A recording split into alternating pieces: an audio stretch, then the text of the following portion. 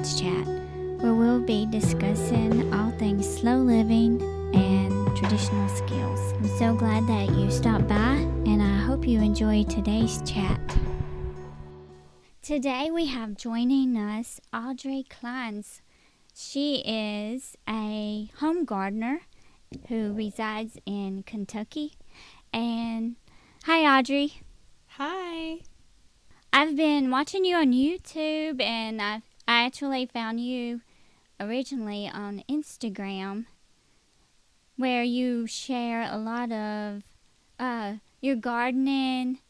Recently, you've been sharing a lot of gardening, and Yes. I love your motto. You want to share that with us? Oh, is it the professionally winging it Yes. motto? Yes. I love that. I say that a lot because I feel like I'm doing that most of the time. Me too. I'm sure a lot of us can relate to that. Yes. Whenever you, what does an ordinary day look like for you? Well, I have two small boys, so they definitely dictate how my days go right now. Yeah.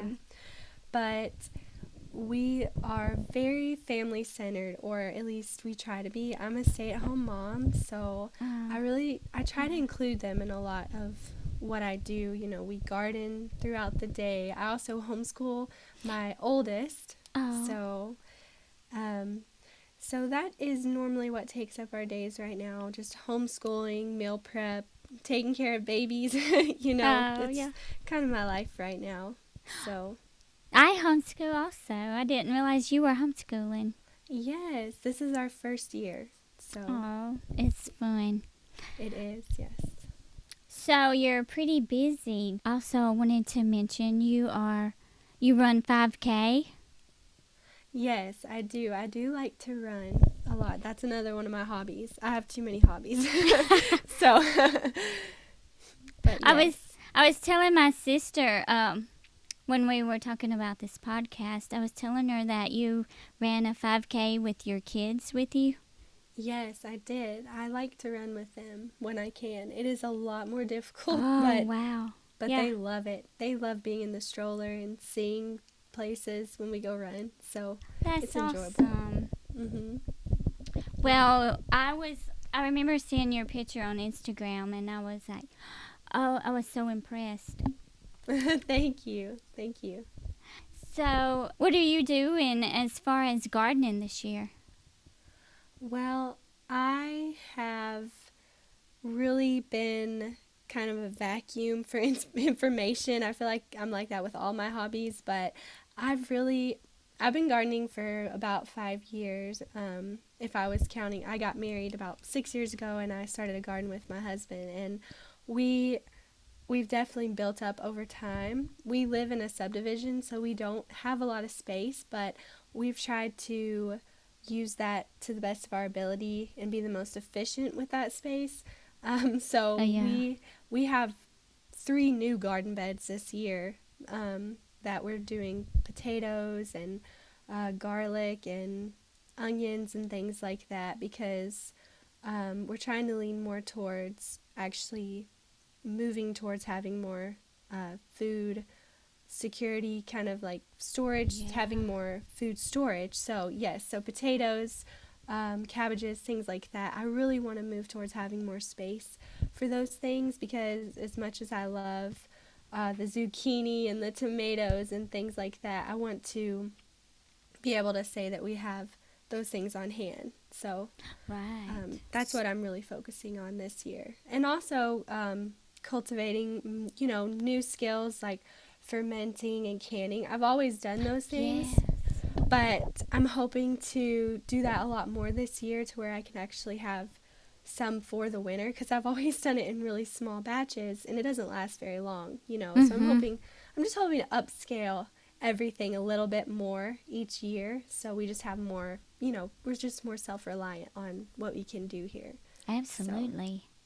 How big is your lot that you're growing on?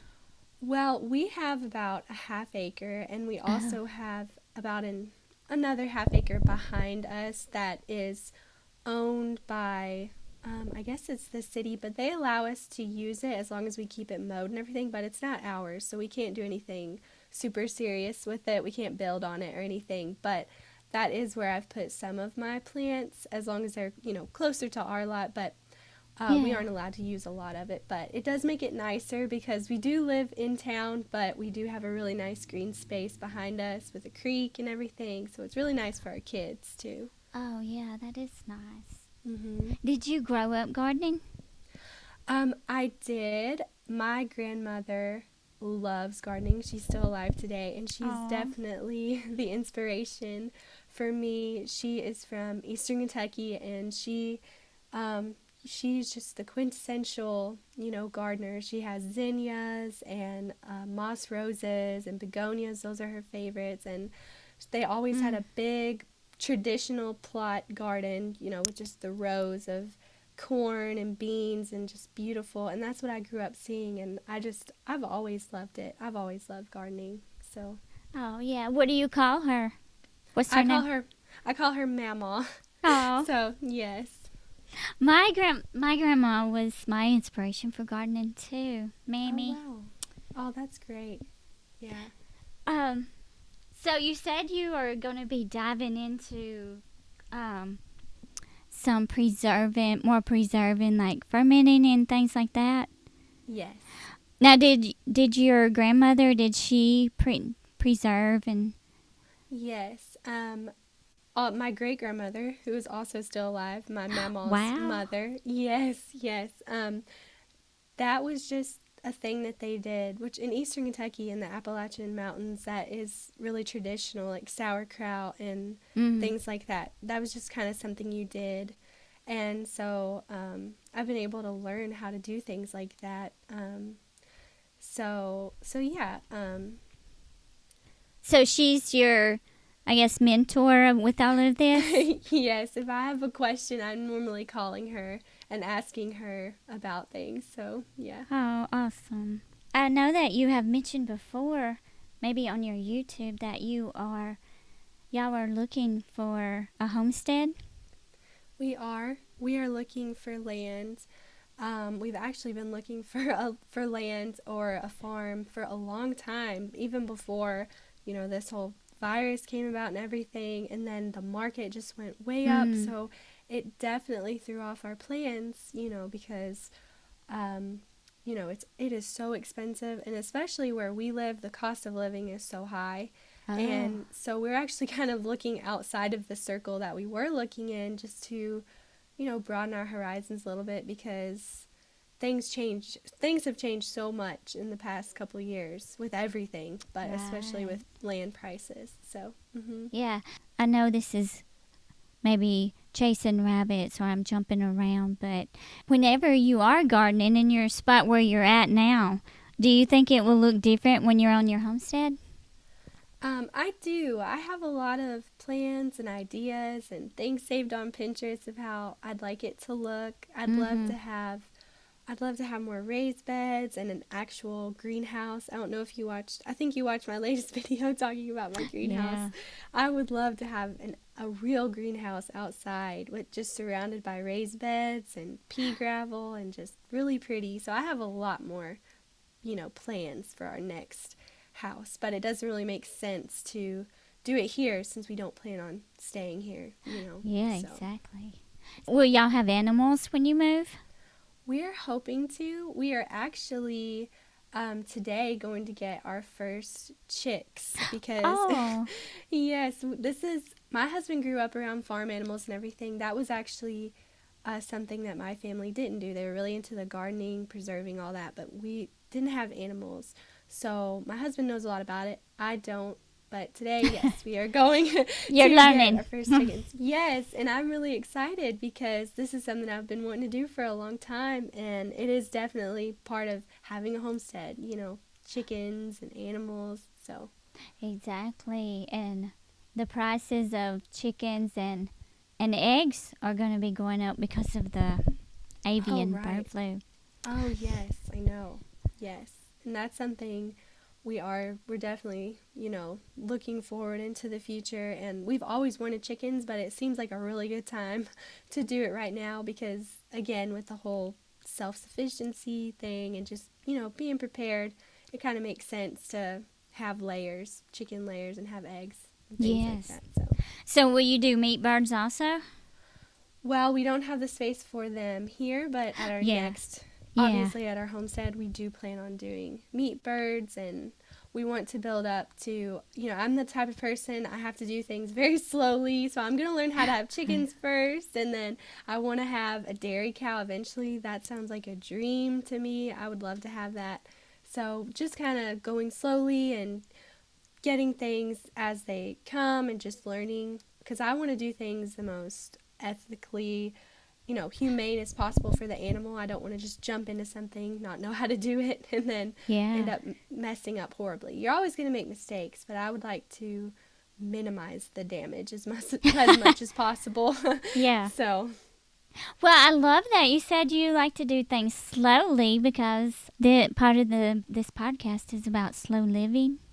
yes, of course. So, how do you incorporate the slow living? But I mean, I know you just said you do things slowly. How does slow living look like in your daily life? Do, Well, I have definitely had to incorporate more of the slow living aspect into my life recently because, well, something I've learned is just kids really slow down your life, whether you like it or not, and not in a bad way, but yeah. things just happen a lot more slower. But you can also feel like you go through a whole day and not get anything done. You know what I mean? So Uh huh. I I'm trying to balance the aspect of, I want to have a garden, I want to homestead and all this, and also taking care of kids. So finding time. The good thing about the homesteading, culture and everything is it is a lot slower, and it is a lot better for your kids. I believe, everyone lives differently, and that's fine. But personally, I love incorporating, things like gardening with my kids because it forces you to be patient, and Yeah. we, every day I make time to go outside with my boys. Hopefully we're barefoot, if it's warm enough, and just we try to make a point to not do anything, like not have a plan. We're just going to go Oh. outside, and like I said, we have a creek by our house, and we'll go down there and sit, and we it doesn't work out perfectly every day, but it is just really calming to be outside with no plans for anything. The kids can play, and I'm just kind of there with them. So Yeah. um That's beautiful. I love how you spend time with your kids like that. What do you and your family with your husband? How do y'all does he get in with the gardening and do y'all how do y'all do the slow living thing all together? okay, my husband is very supportive of my gardening and my homesteading and like the chickens. He's very he's very supportive of all that, and I'm very thankful because it would be very hard to be in a marriage where someone wasn't, Yeah. really into the homesteading thing, and you'd be kind of doing it by yourself. So, he definitely he helps me till the gardens, in the spring, and helps me amend them and get them all ready. He's not as, into it as I am as far as being super excited about it and everything, but he does see the benefit because he loves, the food that comes out of it. So, Uh-huh. it's really exciting for him, and I think we're going to talk about this, but he is a woodworker, and he loves to do he is a traditional woodworker, so he uses traditional methods to build his furniture, which is a lot slower than doing things the new way. So that is also kind of bringing that slow living aspect back into our life, that traditional aspect back into our life, and we love being in his wood shop with him and seeing him do that and helping him with the things that he needs help with. And so yeah, we're kind of in each other's hobbies as much as we can be. We might not be as interested, Yeah. as but we still try to spend as much time as possible together doing those things. So, Well, that's awesome. I didn't realize he was doing using traditional methods of yes. woodworking. Mm-hmm. What are some things? What type of things does he make? Well, his favorite thing to build is our dining tables, and he loves the traditional trestle dining tables, so that use the mortise and tenons and the breadboard ends. And he knows, obviously, he'll know a lot more about that than me. He loves to build dining tables, and he is a custom furniture builder, so he does take custom orders. But if left to his own devices, he would definitely only be building things like dining tables and coffee tables and end Oh, tables, things like that, and yeah. beds too. He just finished, or he is finishing currently, a big day bed, and it's beautiful. I can't wait to see the finished product. So Oh, well, that sounds beautiful. I've seen pictures of some things he makes. So if someone doesn't live in the Kentucky area, where could they maybe check out his work, and do y'all ship? well, he has a website, and it's clinescraftedwoodworking.com, and he also is on Etsy. And he currently does not ship um, his really big items like the tables and things like that, but he does Right. hand make a lot of items like um, charcuterie boards and charcuterie knives and candle stands and French rolling pins, and I love all those, and he does ship those. He also makes custom door signs and things like that, door hangers for Oh, okay. Yeah. yeah, so he does those types of things too. And if you are around the Kentucky area, you could always, pick up a piece if you did want a larger piece, or we do also deliver. But for people outside of this area, yes, clinescraftedwoodworking.com, or you can contact him on Instagram. That's the same name. Okay. So yeah. hmm Awesome. So y'all should go check out some of his handcrafted items. One more thing. We've been talking, or you've been talking about gardening and living slow. Do you have any advice for someone who is maybe new to all of this? Yes. So I think that one of the biggest pieces of encouragement for me, if I was just starting all this, I wish someone would tell me, even if you know nothing, you can always begin with something. I can't tell you how many times people literally come to me and they say, I don't know how you do it. You cook from scratch, you garden. I use cloth diapers with my youngest, and that Oh, blows wow. some people's minds. Yeah, that kind of Yeah, mine stops too. people. So, and it goes on and on, no matter what I do. And I always say, just please, you can just start with something small.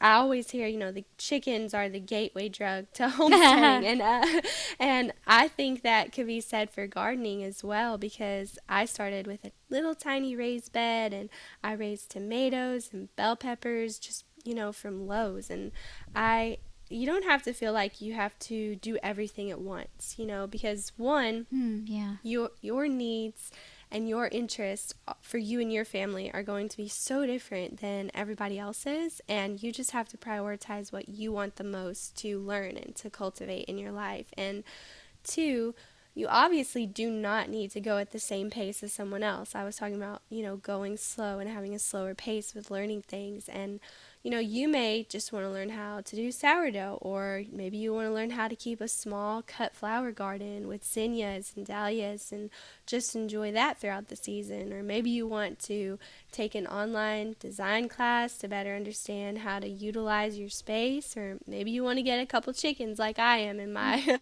small little space. But there are small things you can really cultivate in your life that'll bring so much beauty and enjoyment. So I just encourage, the listeners to lean into that instead of constantly staying in a negative space of, I just can't do that. I can't do it all. I don't know how to do it. I didn't grow up doing that. Mm. Because we could all say that, it's just all about taking the first step towards what you want to do. Oh, So, that's so true. That was beautiful advice. Do you want to share with them about your YouTube and Instagram? Yes, so you can find me over on YouTube at Audra Clines, and I'm over on Instagram, Audra Ann Clines, so it's with my middle name, so it's just Audra Ann Clines. Yeah, okay. What kind of things do you share on here? On YouTube and Instagram? I love to share pretty much just whatever I'm doing. So, right now it's a lot of gardening, a lot of Mm. what I'm doing outside. In the colder months, it's a lot of cooking and things like that. So I just kind of go with the seasons and just share whatever I'm doing, homemaking wise and cooking wise and things like that. Okay, awesome. So y'all go check Audrey out on YouTube and on Instagram. And thank you so much, Audrey, for joining us on Cottage Chat today. You're our very first interview. Oh, I'm so flattered. Thank you so much for having me. I'm so glad we got to do this. I think we can all agree that the world needs more slow living and traditional skills. It is my hope that, in the words of the psalmist, you will proclaim with me the Lord's greatness. Let us exalt his name together. From Psalm 34. Well, if you're interested in more slow living, traditional skills type of content, find us on Cottage Time YouTube and at BigRedBarnandBoots.com. Until next time.